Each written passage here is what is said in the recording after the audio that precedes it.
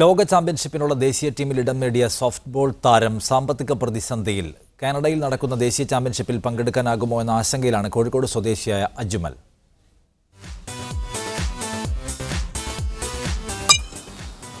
ലോക ചാമ്പ്യൻഷിപ്പിനുള്ള സോഫ്റ്റ്ബോൾ ദേശീയ ടീമിൽ ഇടം നേടിയ രണ്ട് മലയാളികളിൽ ഒരാളാണ് കോഴിക്കോട് കുണ്ടായിത്തോട് സ്വദേശിയായ അജ്മൽ.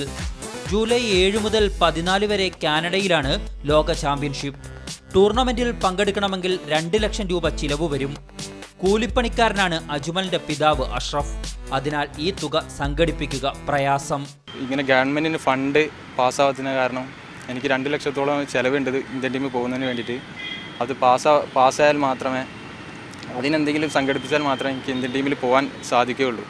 ലോക ചാമ്പ്യൻഷിപ്പിന് മുന്നോടിയായി അനന്തപൂരിൽ നടക്കുന്ന സോഫ്റ്റ്ബോൾ ദേശീയ ക്യാമ്പിലേക്ക് പോകാനൊരുങ്ങുകയാണ് അജ്മൽ. കഴിഞ്ഞ 5 വർഷമായി കേരള ടീമിന്റെ വൈസ് ക്യാപ്റ്റൻ കൂടിയായ അജ്മലിന് സാമ്പത്തിക പ്രയാസം മൂലം അവസരം നഷ്ടമാകരുതെന്ന പ്രാർത്ഥനയിലാണ് പരിശീലകൻ അഷ്റഫും.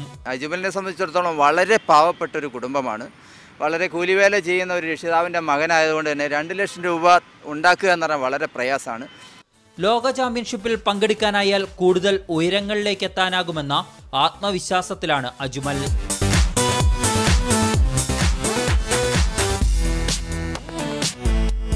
മീഡിയ 1 കോഴിക്കോട്.